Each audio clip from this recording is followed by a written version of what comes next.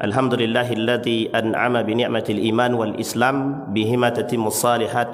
Asyhadu an la ilaha illallah wahdahu la syarika lahu wa asyhadu anna Muhammadan abduhu wa rasuluhu la nabiyya ba'd.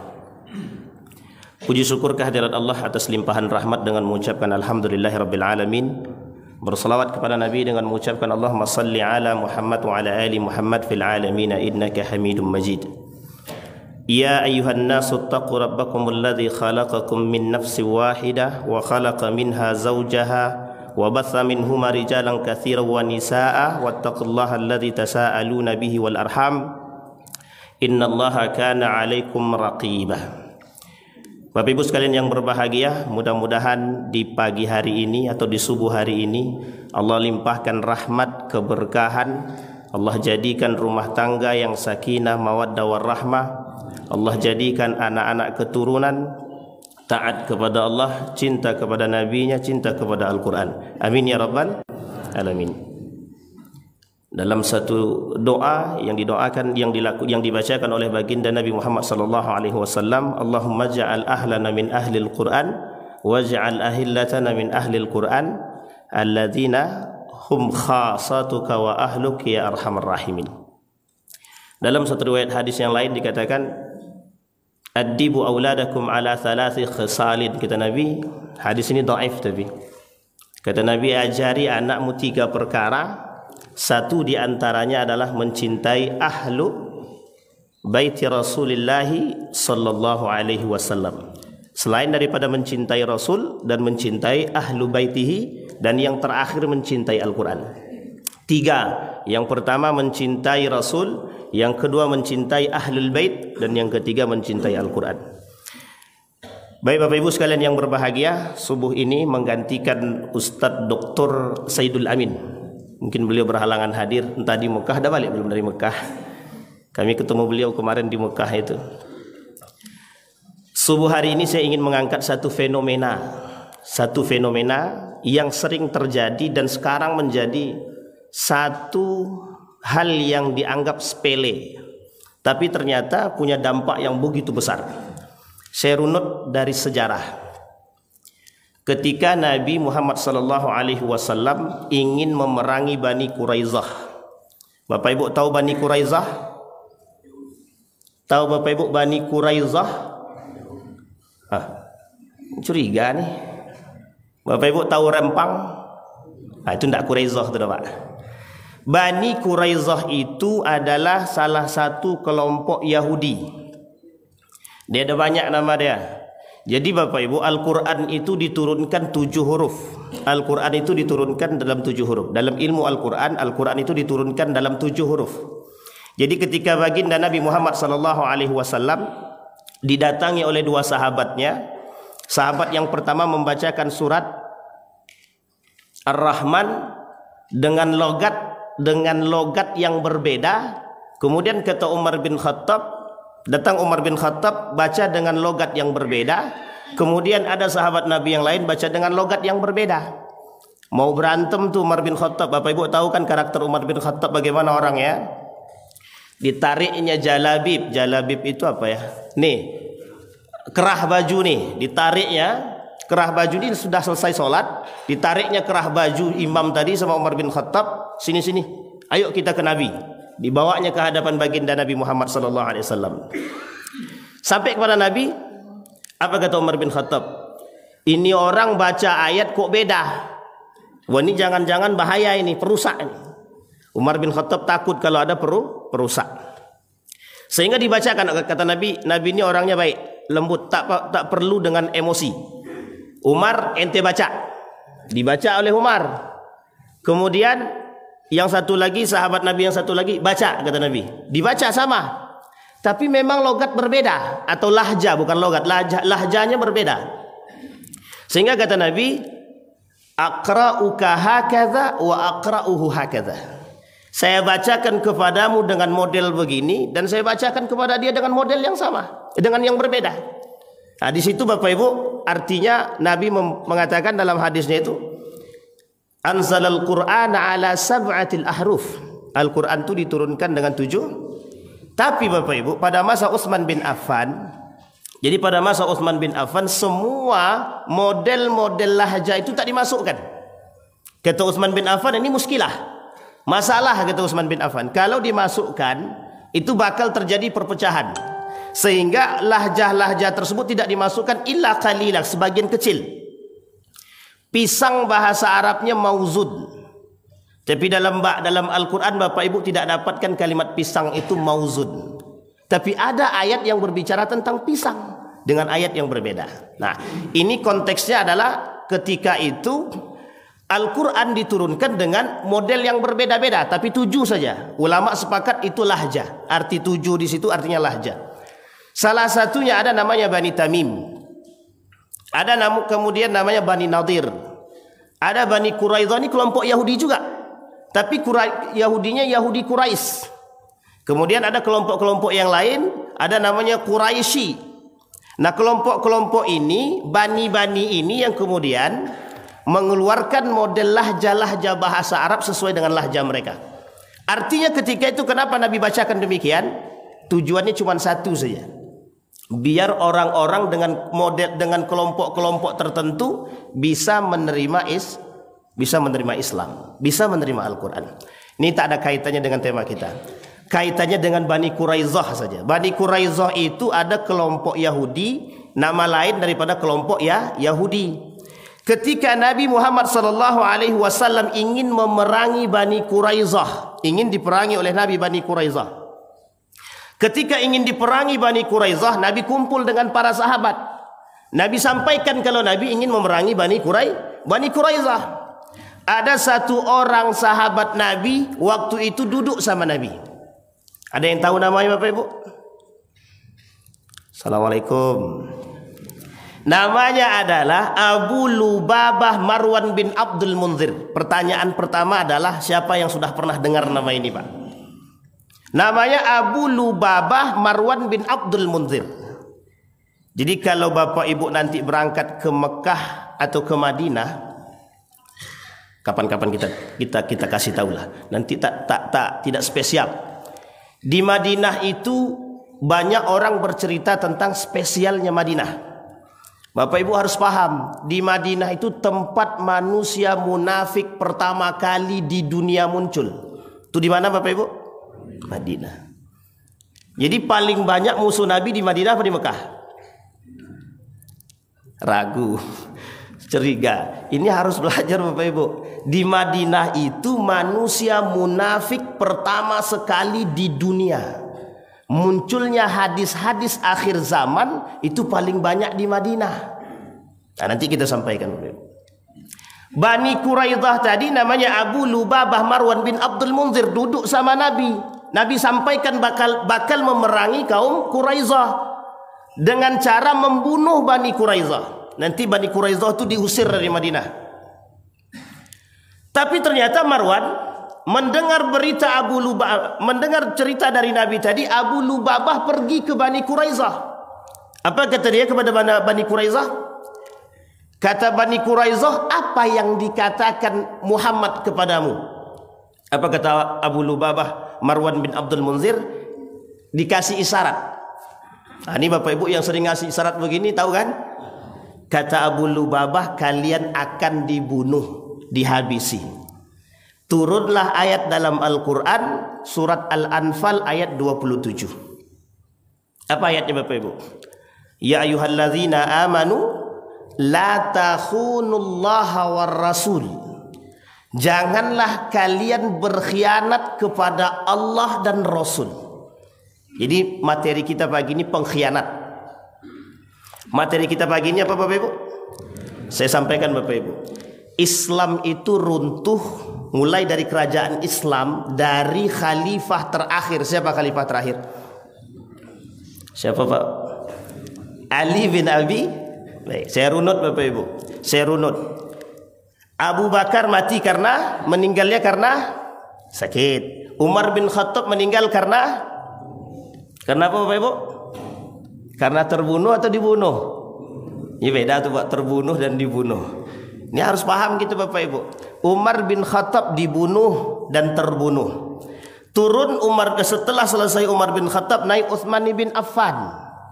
pada masa Utsman bin Affan muncul manusia pemberontak pertama sekali dengan model pengkhianatan. Itu yang pertama. Utsman 6 tahun pertama kepemimpinan dicintai sekian banyak jamaah. Jadi rakyat itu mencintai Utsman. Pada masa kedua kepemimpinan Utsman bin Affan 6 tahun terakhir, semua rata-rata atau setengah daripada masyarakat membenci Utsman. Karena sudah mulai muncul manusia-manusia pemberontak dan pengkhianat. Mati Utsman, ditusuk 9 kali tusukan. Pembunuh Utsman 5 orang. Dalam riwayat itu dikatakan 5. Dalam riwayat yang lain 3. Yang paling kuat adalah 5 dan 3 itu juga kuat, tapi 1 orang. 1 orang itu menusukkan 1, 2, 3, 4, 9 kali tusukan. Tapi Bapak Ibu harus ingat, saya sampaikan, pembunuhan Utsman atas nama Allah. Bismillahirrahmanirrahim, ditusuknya 3 kali, 1, 2, 3. Apa kata dia? Aku bunuh Utsman atas nama Allah. Nah, itu 1. Pengkhianatan pertama pada mata Utsman bin Affan. Setelah Utsman bin Affan turun kepada Ali bin Abi, dikhianati lagi Ali bin Abi Thalib. Yang tak mau berbaiat kepada Ali ada Muawiyah bin Abi Sufyan. Pada masa Ali keluar 2 kelompok ternama, Khawarij dan Syiah. Selesai masa Ali, naik Al-Hasan, memimpin cuma 7 bulan, tak diakui oleh Muawiyah. Banyak pengkhianatan di situ. Hancur, selesai, meninggal Al-Hasan, diracun, tak lama kemudian meninggal. Kemudian kepemimpinan turun di tangan Muawiyah bin Abi Sufyan dan turun kepada anaknya Yazid bin Muawiyah. Kemudian terbunuh ketika itu di Karbala Al-Husain. Runtuh Bani Umayyah itu karena pengkhianatan. Runtuh Abbasiyah karena pengkhianatan. Runtuh Andalusia karena pengkhianatan. Runtuh kerajaan Mongol karena pengkhianatan. Runtuh Turki Utsmani karena pengkhianatan. Kita ambil kalimat terakhir, Turki Utsmani. Turki Utsmani ada namanya Kemal Atatürk. Bapak Ibu pasti dah tahu. Yang sudah pernah ke Turki mudah-mudahan bisa melihat apa namanya itu? Jenazahnya. Jasadnya. Jadi Kemal Atatürk itu panglima. Karena tak ingin mendapatkan keuntungan lebih, dia berkhianat. Dia main sendiri. Akhirnya kerjasama dengan Eropa, dia gulingkan. Yang resmi itu dia gulingkan. Naiklah dia, yang tadi jadinya sistemnya kerajaan, jadi kemudian berubah menjadi sistem republik. Ini penting dipahami. Pengkhianatan Kemal Atatürk terhadap Islam. Kemudian Bapak Ibu, setelah runtuh Turki Utsmani, kita ambil sekarang di Indonesia. Bapak Ibu cek kerajaan-kerajaan Islam. Runtuhnya kerajaan Islam rata-rata karena pengkhianatan. Samudra Pasai. Mana itu Bapak Ibu? Mesti paham, Aceh. Samudra Pasai itu Aceh bukan? Kerajaan Islam terbesar. Namanya Samudra Pasai. Kerajaan Islam Pasai. Siapa pemberontak di dalam itu? Ada namanya Snokkhorgen. Snokkhorgen itu masuk Islam pura-pura saja masuk Islam ya. Tapi dia berkhianat. Menikah dia, pergi dia ke Mekah, jadi mufti dia, balik dia, kemudian hafal Quran, paham bahasa Arab. Ini mohon maaf nih, jangan tersinggung. Paham dia bahasa Arab lebih paham daripada bapak ibu lagi. Hafal dia Al-Quran lebih hafal daripada bapak ibu. Kemudian setelah itu balik dia ke Aceh, gak menikah dengan salah satu anak bangsawan. Kalau kata Ustaz Abdul Somad, bangsa yang hidup di awan. Anak kerajaan artinya dia menikah dengan salah satu anak pemuka kerajaan. Menikah, satu-satunya manusia yang bisa menghancurkan Aceh, memporak-porandakan Aceh ketika itu adalah Snokkhorgen. Baik, saya sampaikan yang kedua.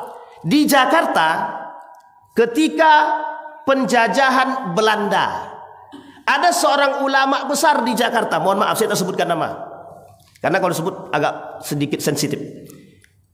Seorang ulama besar di Jakarta membocorkan perkumpulan para ulama-ulama Islam yang ingin memerdekakan Republik Indonesia kepada Belanda. Dibocorkan, tertulis dalam buku. Ada judul bukunya, penulis bukunya itu namanya, saya lupa pula namanya. Orang orientalis dari Belanda. pernah jadi tamu, dosen tamu di Indonesia di UIN. Bukan UIN sini, UIN Jogja. Pernah jadi dosen tamu. Dan dia punya murid, ada muridnya salah satunya di Pekanbaru ini ada, masih di sini dan masih hidup. Dan beliau yang menceritakan semuanya kepada saya dan dia kasih buku. Kita baca bukunya, ternyata betul. Ada ulama tersebut dapat golden, tahu Bapak Ibu golden ya, sertifikat isinya kwitansi tapi emas. Karena sudah membocorkan perkumpulan para ulama itu tadi. Dan mohon maaf Bapak Ibu, pada masa kepemimpinan Soeharto banyak pengkhianat itu banyak. Yang membocorkan tempat perkumpulan para kiai. Sehingga Bapak Ibu mohon maaf, kalimat terorisme itu baru muncul pada masa siapa? Soeharto. Ketika akhir kepemimpinan Soeharto mulai kerjasama dengan Amerika, Amerika memunculkan satu kalimat yang paling unik ketika itu. Dibisikkannya, teroris. Hati-hati. Tapi itu kita kesampingkan. Judul kita pagi ini pengkhianat Bapak Ibu. Begitu banyak model pengkhianat dan runtuhnya Islam semuanya tentang pengkhianat. Ini tak ada kaitannya dengan ABCD. Artinya kita bahas tentang pengkhianat. Apa maksudnya pengkhianat? Kata Nabi, ini dalam hadis Nabi. Inna ba'dakum qauman. Setelah kalian itu nanti akan muncul kaumun. Kata Nabi, nanti di akhir zaman akan muncul kaum. Siapa mereka? Kata Nabi, yashhaduna wa la yustashhadun. Mereka jadi saksi tapi tak bisa dipertanggungjawabkan saksi mereka. Satu. Yang kedua, banyak manusia yang akan bersaksi palsu. Ini saya tak perlu sebutkan, Bapak Ibu dah paham semua. Bersaksi palsu, bersumpah palsu. Saksi palsu dan sumpah palsu. Sudah paham Bapak Ibu? Nanti kata Nabi di akhir zaman banyak manusia-manusia seperti ini. Akhir zaman. Dalam riwayat yang lain Nabi kata begini. Sebaik-baiknya umatku kata Nabi qarni. Inna khaira ummati qarni. Summal ladzina yalunahum. Summal ladzina yalunah. Kata Nabi, sebaik-baiknya umat itu pada masaku, masa baginda Nabi Muhammad sallallahu alaihi wasallam. Yang kedua, masa sahabat Nabi. Yang ketiga masa tabi'in. Ini dah paham Bapak Ibu ya. Nabi, sahabat, tabi'in. Pertanyaannya kemudian, apa kata Imran? La adri adzakara qarnun ba'daha qarnaini am thalatha. Setelahnya aku tak tahu. Nabi sampaikan akan ada masa satu, masa kedua atau masa ketiga kata Nabi. Ini kata Imran yang mengutip daripada hadis Nabi. Kemudian kata Nabi, barulah muncul kalimat selanjutnya. Sesungguhnya setelahku kata Nabi, setelah nanti itu akan muncul kaum-kaum yang pertama yashhaduna wa la yustashhadun. Mereka bersaksi tapi tak bisa dipertanggungjawabkan persaksian mereka. Mereka bersaksi tapi mereka bersaksi palsu. Mereka bersaksi tapi mereka bersaksi karena ada kepentingan. Mereka menjadi saksi tapi mereka dibayar. Untuk apa? Untuk bersaksi palsu. Ini ancamannya berat Pak. Orang yang bersaksi palsu itu masuk dalam kategori, kata Imam Al-Baihaqi, masuk dalam kategori dosa besar. Cara menghapusnya, satu, taubat. Yang kedua, orang yang kita jadikan tumbal dalam persaksian palsu kita, wajib bagi kita sebelum mati mencari keluarganya, mencari orang tersebut, kemudian perbaiki nama dia. Wajib. Allah tak mau terima orang itu di akhirat.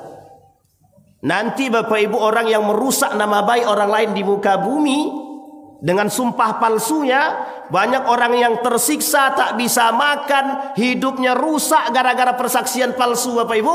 Maka wajib bagi Bapak Ibu memperbaiki nama baik orang tersebut. Kalau tidak di akhirat kata Allah, nanti mereka akan dipertanggungjawabkan.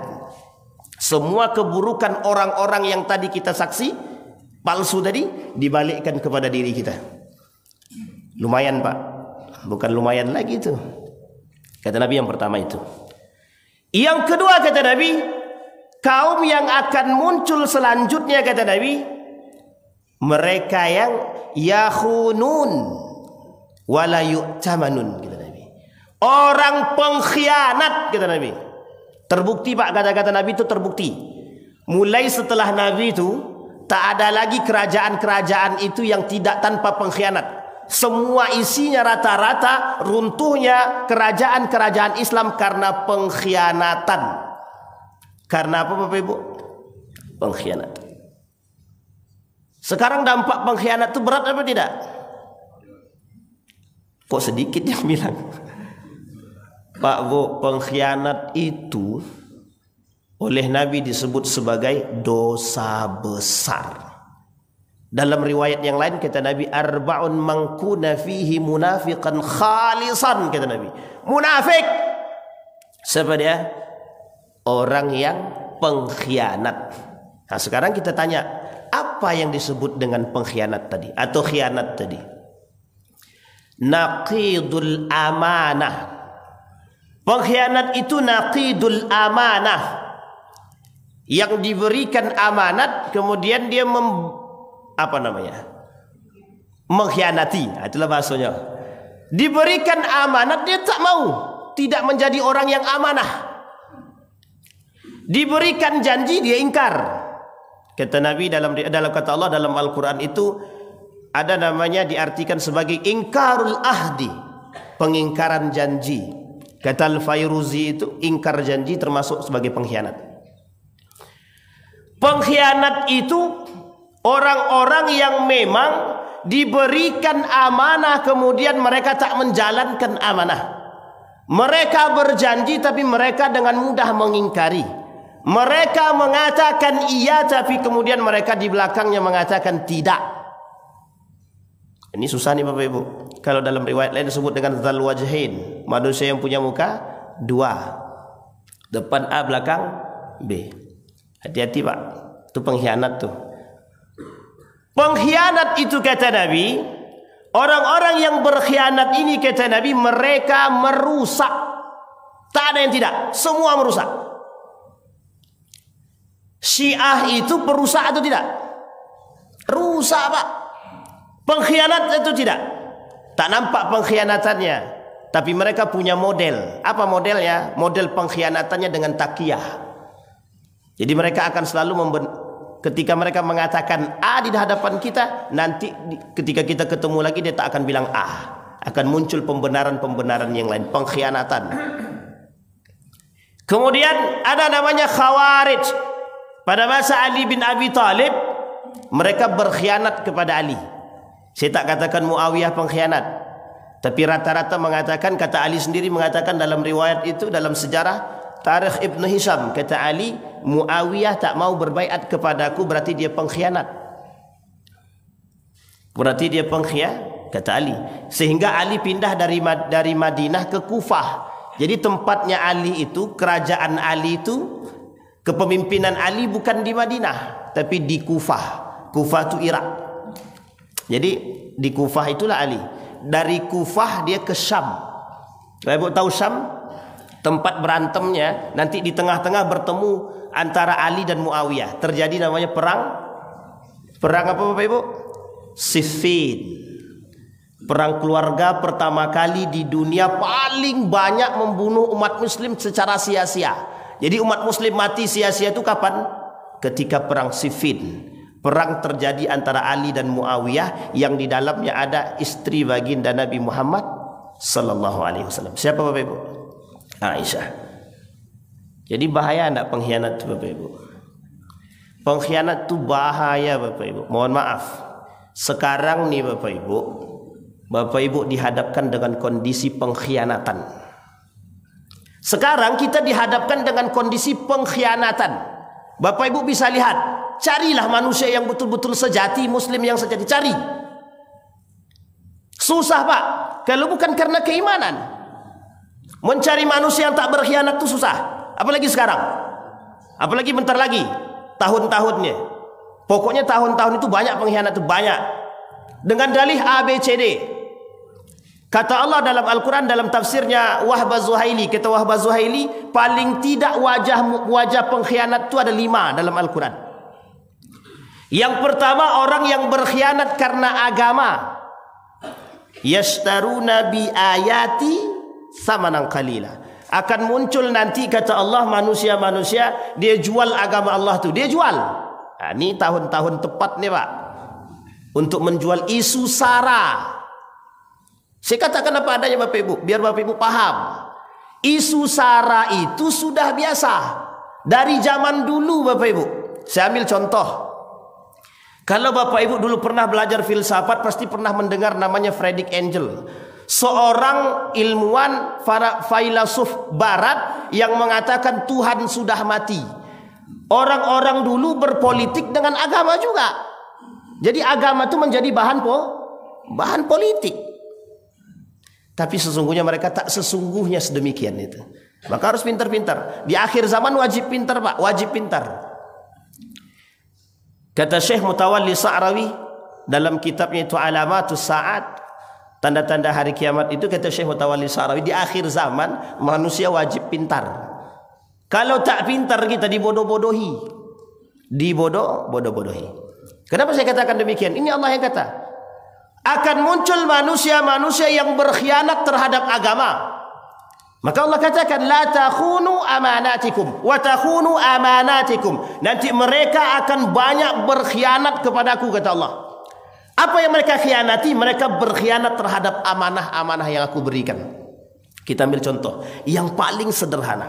Kalau ada orang tua diamanahi laki-laki diamanahi istri, orang tua diamanahi anak, tak dia berikan kewajiban dia terhadap mereka, pengkhianat. Orang tua tak kasih hak anak, pengkhianat. Suami tak kasih hak istri, pengkhianat. Juga sebaliknya. Karena janji kita sama Allah begitu. Kalau kita melanggar janji, ingkar janji, bagian daripada pengkhianatan kepada Allah. Berat apa tidak? Dosa besar Pak, dosa besar. Kata Imam Al-Baihaqi, dosa besar. Yang kedua, ada orang-orang kata Allah yang berkhianat fil mali wan ni'mah. Pengkhianat kepada Allah tapi dengan model berkhianat terhadap harta dan nikmatnya Allah berikan. Wah, ini banyak kalau ini. Ini tak perlu kita sebut pun dah banyak pun. Dah paham, dah lihat, kita lihat. Orang yang tak bersyukur nikmat Allah pengkhianat. Masuk dosa besar, masuk. Orang yang ingkar dan kufur kepada nikmat Allah masuk dalam kategori pengkhianat. Dalam satu sisi kata Syekh Profesor Dr. Yunahar Ilyas mengutip dari kalimat Sayyid Hawa itu, kata beliau, masuk kategori orang-orang yang sudah merusak dan membatalkan syahadat dia. Jadi kalau kita ingkar terhadap nikmat Allah yang sudah Allah berikan kepada kita, ini contoh sederhana saja, ini mohon maaf tapi jangan salah paham. Makan lontong kita, tak sedap lontong nih. Itu kategori Pak, bumbu-bumbu pengkhianat tuh di situ. Jangan salah Pak, tapi kan kami tak seutuhnya mengatakan demikian, tetap kami makan. Ya makanlah, tapi bumbu-bumbunya dah mulai muncul. Jangan dianggap sederhana hal-hal yang menentang dengan Allah itu, jangan dianggap sederhana. Maka kalimatnya sederhana, berhusnuzon kepada Allah, itu yang susah. Kata Allah, kata Nabi, bumbu-bumbu pengkhianat itu ada. Jadi jangan dikata kita ni hidup kita ni tidak butuh lagi taubat. Isi harian kita tu dosa, sehingga kita butuh bertaubat. Sayyid Hawa itu mengatakan isi hidup manusia ini tidak ada kalau tidak dengan dosa. Jadi kehidupan kita ini penuh dengan dosa saja. Karena apa? Karena kita tidak tahu apakah amal ibadah kita itu diterima atau tidak, itu kita tidak tahu. Cuma kita diperintahkan untuk beribadah khalisan, ikhlas karena Allah itu saja. Tapi kalau tidak, belum tentu ikhlas. Itu pertanyaan Pak.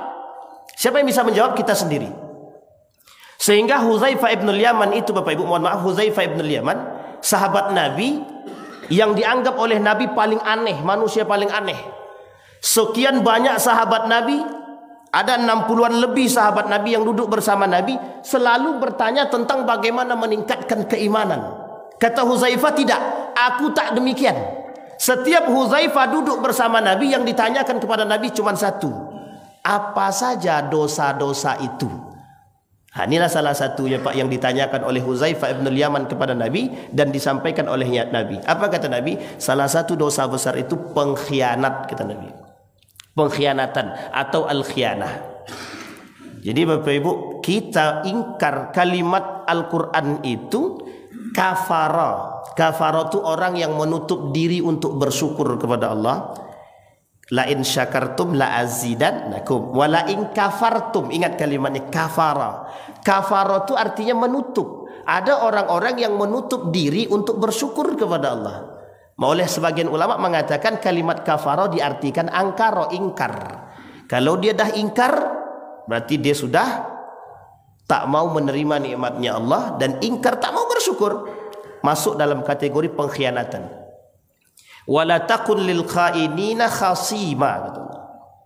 Yang ketiga, ada orang-orang yang berkhianat pada syariat dan kemudian sunnah. Nah, ini saya cuma sampaikan sikit-sikit saja, tak usah keras-keras betul. Ada orang-orang yang berkhianat kepada Allah dan Nabi-Nya melalui jalur syariat, kemudian juga sunnah. Yang paling nampak saat ini ingkar sunnah. Yang paling nampak apa? Mengingkari sunnah Nabi. Kalau kita tak paham itu sunnah atau bukan, pelajari dulu. Jangan cepat-cepat mengatakan itu bukan sunnah Nabi. Jangan cepat-cepat mengatakan itu bukan sunnah Nabi. Kalau kita tak yakin itu dengan sunnah Nabi, cari tahu dulu. Penting Bapak Ibu belajar Syama'il Muhammadiyah. Banyak sekali sunnah-sunnah Nabi yang kadang-kadang kita tak tahu itu sunnah dan kita tak lakukan. Kita ambil contoh yang paling sederhana. Nabi kalau minum berapa kali Bapak Ibu? Model minum Nabi 3 kali. Bismillah, kemudian Nabi minum, kemudian Nabi ucapkan. Itu sunnah. Ada orang-orang yang tak mau, sekali minum top, kemudian tersodak, mati. Paham Bapak Ibu ya? Itu sederhana Bapak Ibu. Tidur menghadap ke kanan sunnah apa tidak? Pakai cadar sunnah apa tidak? Ragu jawabnya kan? Wajib Bapak. Kata siapa Pak? Kata Imam Syafi'i wajib pakai cadar. Bapak Ibu mazhabnya Syafi'i apa Hambali?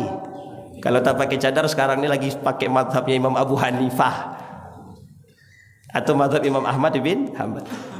Pakai cadar sunnah kata mazhab Imam Ahmad bin Hanbal. Tapi sebagian besar ulama Syafi'i mengatakan cadar itu wajib. Ada sunnah yang lain, ada. Makan dengan kaki diangkat. Maksudnya nampak lututnya, bersandarkan perut kepada paha. Itu sunnah Bapak Ibu. Seperti orang nongkrong di kedai kopi. Yang ingin saya angkat adalah Bapak Ibu, banyak orang yang menganggap hal sepele ini bukan sunnah. Kalau cuma tak mau menjalankan dia tak ada masalah.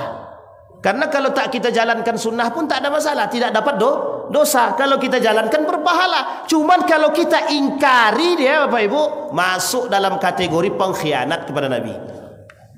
Sederhana bahasanya Bapak Ibu. Bahkan Bapak Ibu mohon maaf, ingkar sunnah ini ada muncul pada masa Daulah Abbasiyah. Jadi ketika masa Daulah Abbasiyah muncul ingkar sunnah sampai derajat paling tinggi, 4 model ingkar sunnah yang paling tinggi itu mereka mengingkari Al-Quran dan hadis Nabi. Itu paling tinggi itu Bapak Ibu.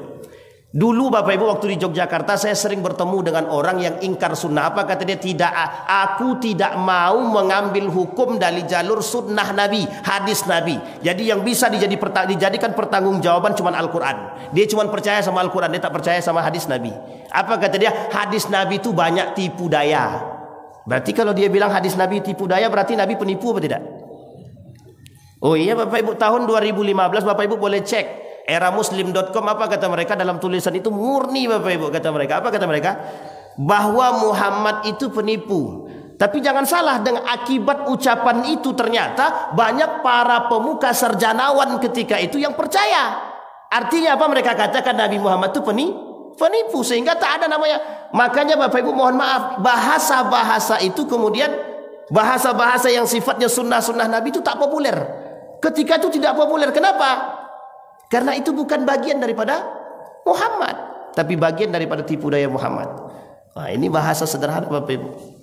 Itu gaya cuci otak Bapak Ibu. Namanya gaya cuci otak yang mereka lakukan. Dan Bapak Ibu harus tahu siapa yang melakukannya. Yahudi Yang melakukannya siapa Bapak Ibu? Tak perlu ragu-ragu sebut Yahudi. Nah, carilah kalau tak percaya Bapak Ibu. Itu yang ketiga. Kalau pengingkaran terhadap syariat ada.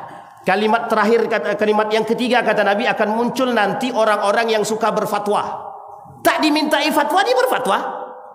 Oh ini halal, ini haram. Padahal MUI belum mengeluarkan. Majelis Ulama Indonesia yang resmi belum mengeluarkan fatwa. Muncul manusia-manusia berfatwa. Kalau tak pandai jangan berfatwa. Tapi ada nanti di akhir zaman kata Nabi, orang-orang yang mudah berfatwa. Mudah lidahnya berfatwa itu mudah. Apa hukum Bitcoin itu? Itu halal. Cepat begitu aja dia bilang halal. Atau dia bilang itu haram. Tak bisa Bapak Ibu. Al-aslu fil muamalah al-ibaha. Hukum asal muamalah itu boleh. Sampai ada dalil yang mengharamkan.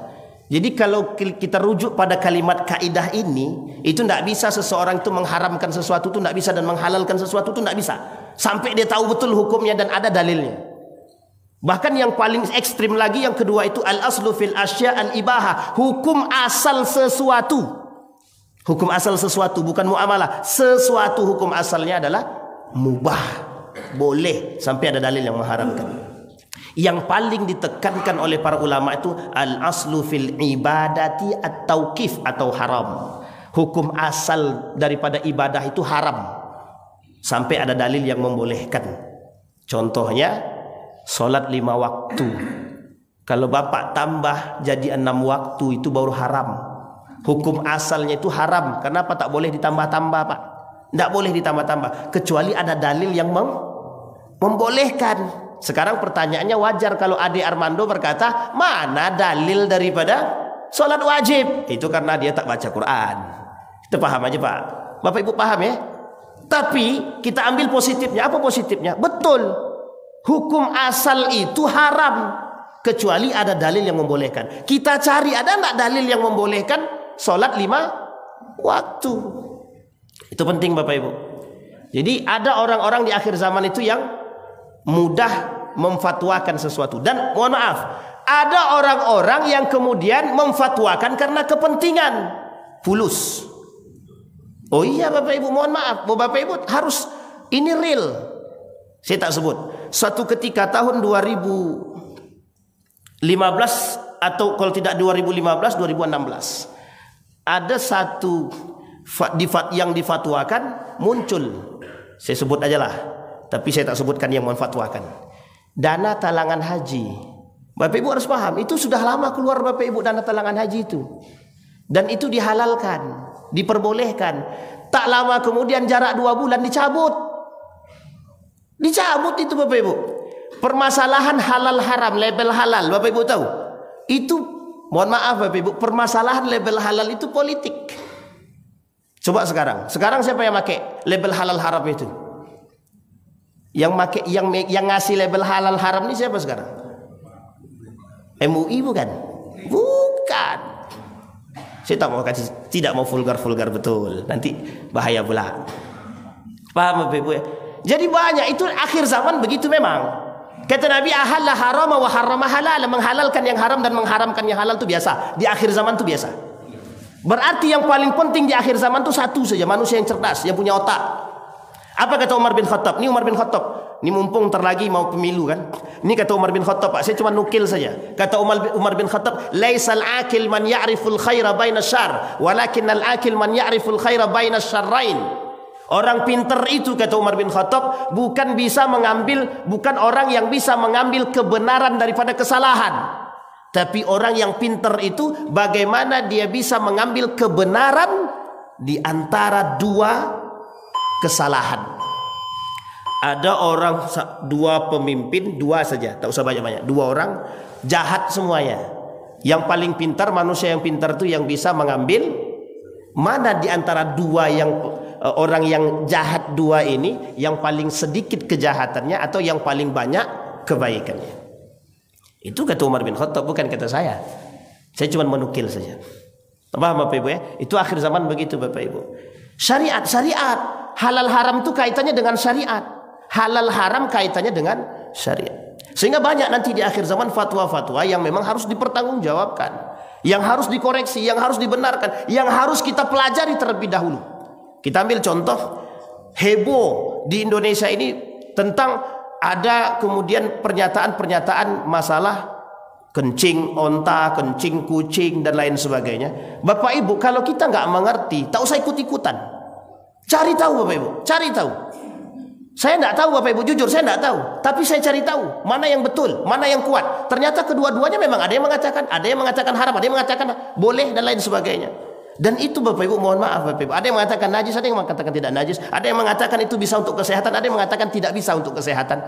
Dan itu ternyata ada alasan masing-masing. Artinya Bapak Ibu, kita perlu mengetahui. Jangan kita ikut-ikutan kalau kita tak tahu. Yang susah itu kita ikut-ikutan. Mohon maaf Bapak Ibu, saya ambil satu sifat dari kelompok Khawarij.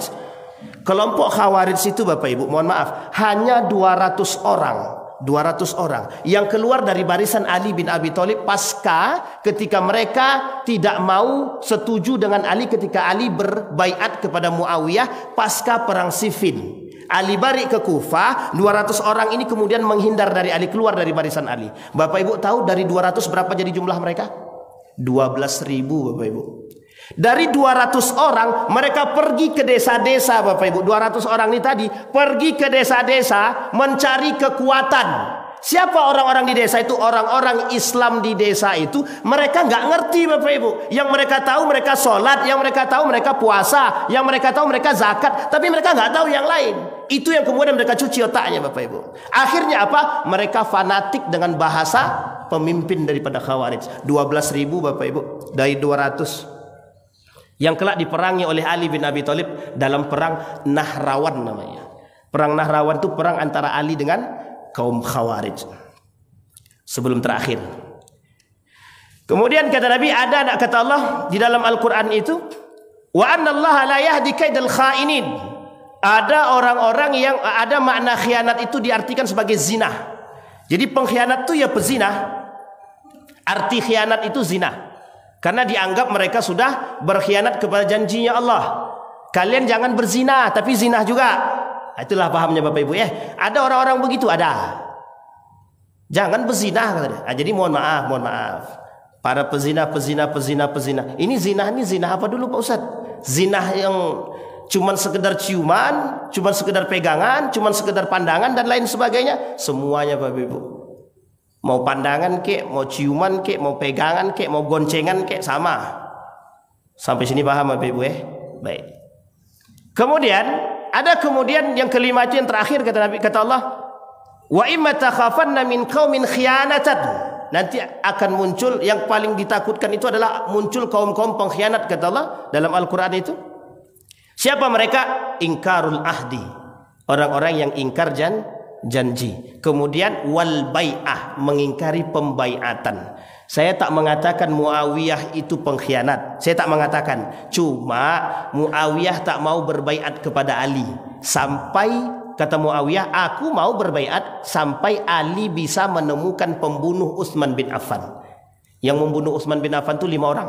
Tahu mereka mau dibunuh, tapi Ali nggak tahu orangnya siapa. Jadi karena Ali tak tahu orangnya siapa, Ali tak pengen salah bunuh, itu menyebabkan Ali butuh waktu untuk mencari kebenaran itu. Sehingga oleh Muawiyah, aku tidak mau berbaiat kepada Ali sampai Ali menemukan siapa? Pembunuh daripada Utsman bin Affan. Bapak Ibu tahu, mulai saat itu Bapak Ibu, mulai daripada masa Bani Umayyah sampai saat ini Bapak Ibu, dendam keluarga terjadi.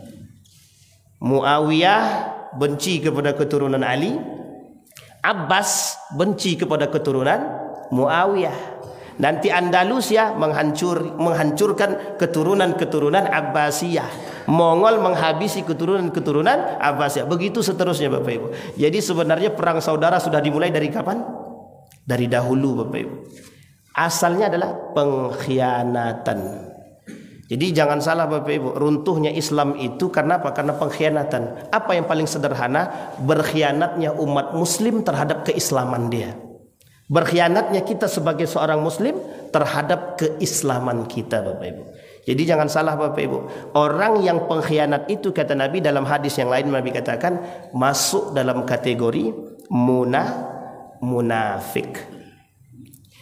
Ciri munafik banyak. Ada kata, kalau kita kaji dalam kajiannya Dr. Aid Al-Qarni, salasuna alamatan lil munafik. Ada 30 tanda orang munafik. Tapi salah satunya adalah pengkhianat. Saya kira itu saja, mudah-mudahan bermanfaat bagi kita semua. Fa'tabiru ya ulil absar la'allakum tuflihun. Assalamualaikum warahmatullahi wabarakatuh.